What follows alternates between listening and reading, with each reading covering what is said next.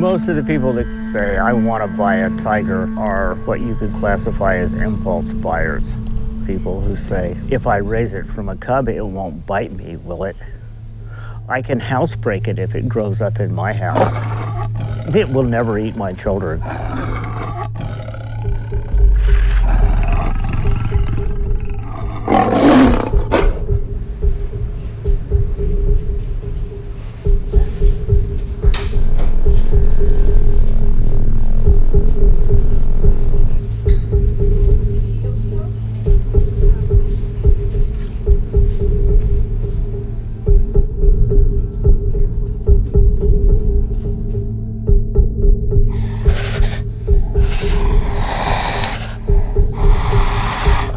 If you're a bad guy and you want to make money and have a much lower chance of getting caught, the wildlife trade is perfect because, you know, what's the likelihood that some municipal police officer is going to know that the critter you have in your bag or that you have in your car is a legal lizard or the world's most endangered lizard? Even if they are apprehended, you don't see people going away for decades for selling endangered species. If you're selling drugs, you may go away for decades.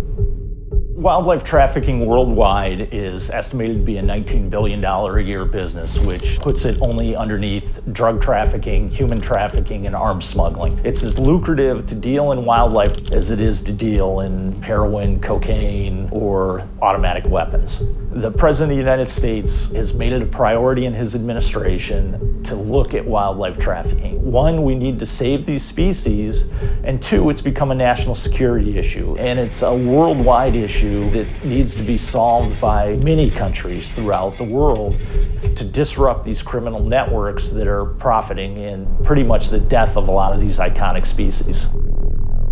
In the wildlife trade, the types of people you run into are people just doing it for profit. And if that means wiping out the species, they'll move on to something else. Then there's the people that do it because of ego. It's almost like the macho factor. Can I get the most dangerous, the most venomous, the hottest snake that's out there? Sometimes they just want to be able to say, look, I have this extremely rare animal that there's only X number left in the world, and I have one sitting here in my living room. There's a lot of exotic species that are held in the pet trade here in the United States. Some states make it illegal. Some states don't have regulations at all in regards to exotics or animals that aren't native to the state. It can be tigers, lions, cougars, leopards. Sometimes individuals will own chimpanzees. It's up to the states to regulate them within the states.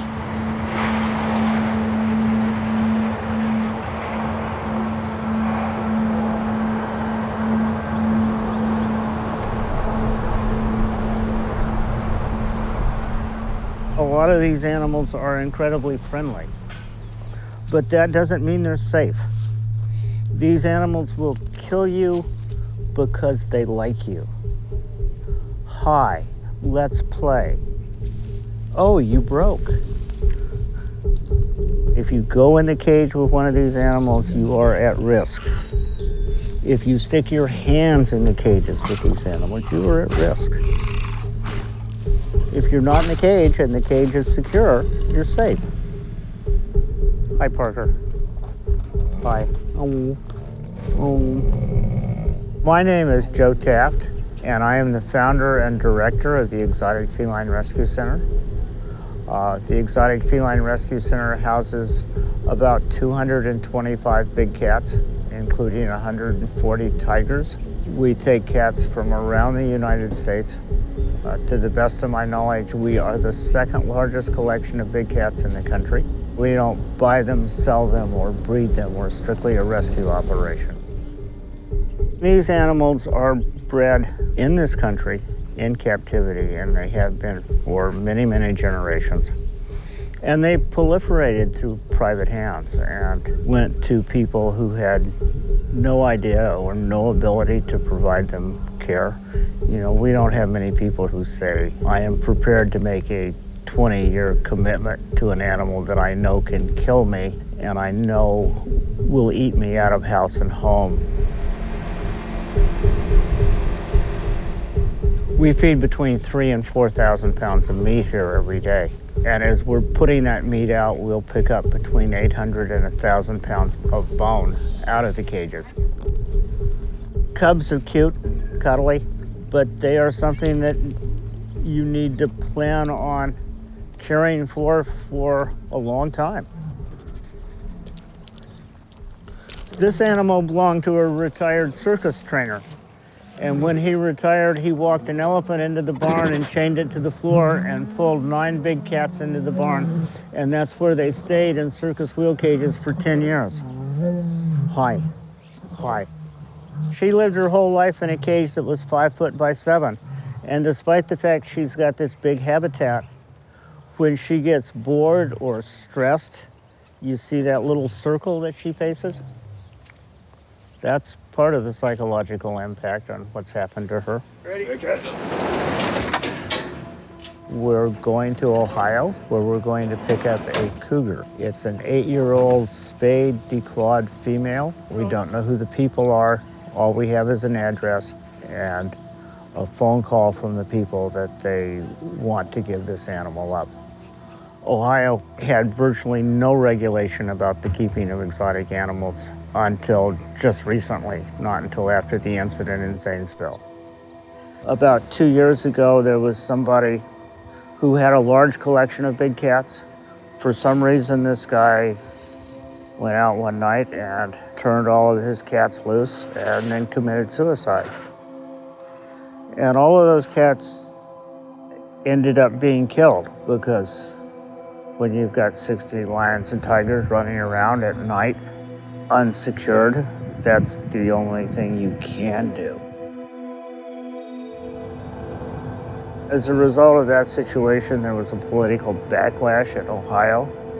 Ohio has passed a lot of laws, so it's going to be interesting to see what we find today. I don't know what this situation is that we're walking into right now. It could be a sad case of he just can't follow what Ohio is making them do, and it could be that he wasn't doing what he needed to do anyways. When I started with big cats, there were no regulations of any kind involved. From the point of view of the state, it was no different than having a Cocker Spaniel or a German Shepherd. I just went to the local pet store and said, hey, I'll take one of those.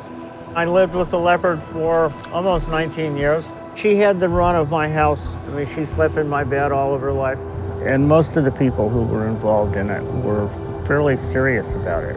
And then cats started being bred in puppy mills and sold on the internet, sold cheaply. We have some tigers that were sold at an auction for $25 a piece. It'll be 19 or better. Straight up. Boy, there's a nice fail. Sell him at 10, 11. 11 to buy. 11, 12. 13, 14, 15. What you gonna do?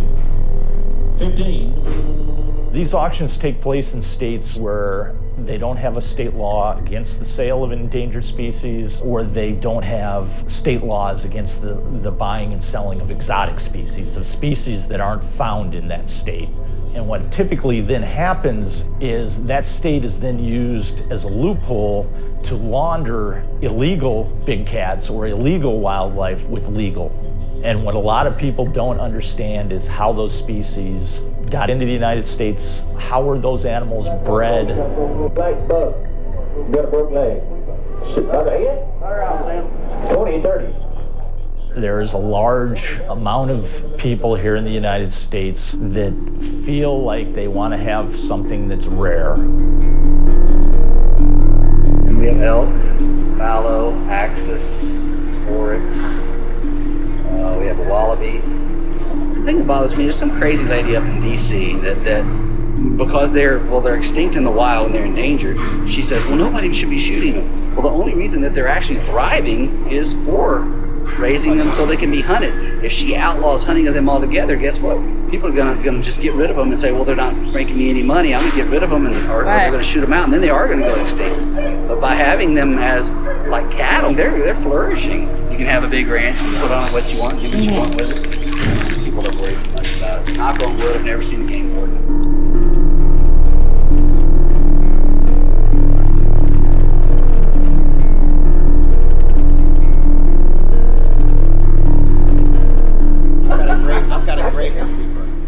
typically goes for right around 2,000 to 2,200. If it's a female, you can sell for as much as 4 to 45 people. You don't need to but be careful with it. Yeah. This is my house. I happened to come up here. I checked on a few animals that I bought yesterday, but they're doing okay. Y'all remember that black buck that came in with the hurt leg? Yeah. He's down here. I'll show you. There's about 400 down there. I get a lot of guys that come up from Houston. A lot of the petro guys, a lot of the old guys come up. They take them out and they take the meat. Sometimes they don't want the meat, but they always take them out. The main lodge is further down the road. You could if you wanted to, shoot one of your giraffes, but female mature giraffe sells for about 70,000. A bunch of guys holding him up. Show him right there.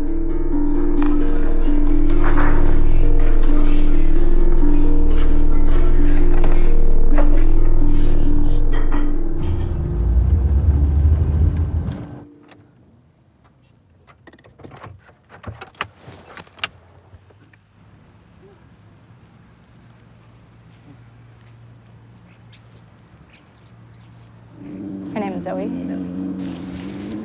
Tough time for you. It huh? is. This really sucks. Yeah. Yep. All because of that guy in Zanesville, huh? Today, we found a couple of people who have taken very good care of an animal for a long time in a very secure cage. Now, you have to understand a lot of this is quite unusual for us.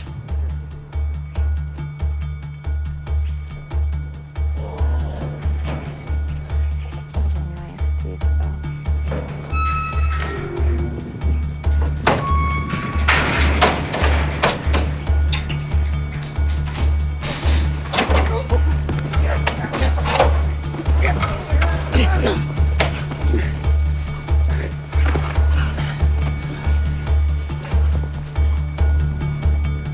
You want to get her back in here?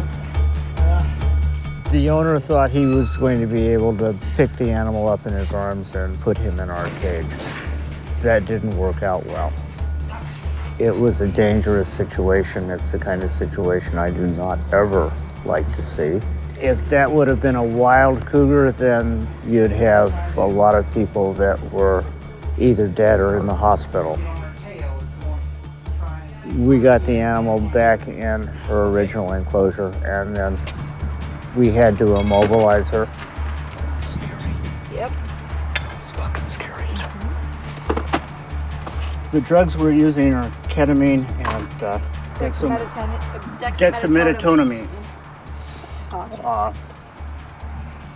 Quit shaking, Rizzo. Well, sorry, that was a little.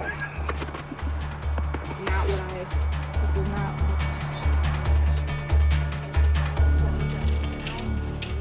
They just picked up 2 tigers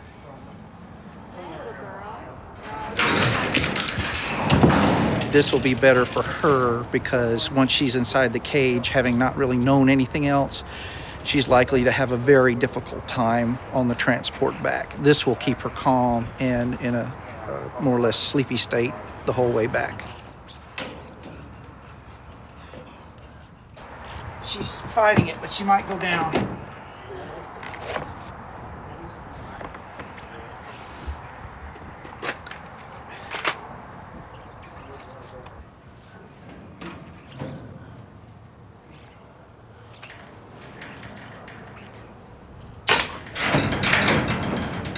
Nice shot, Dave. We did get her immobilized eventually, Okie dokie.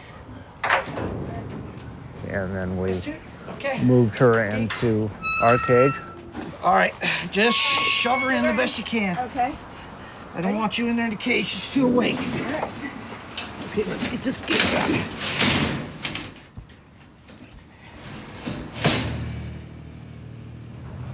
Too many people get these animals because it's an ego thing, because they want to say that they control a big cat, that they have a big cat for a pet. And these animals get huge, and I don't care how sweet they are. That is a potential danger. We pull cats out of places that are neighborhoods, there are kids and stuff nearby. That's a pretty scary thing.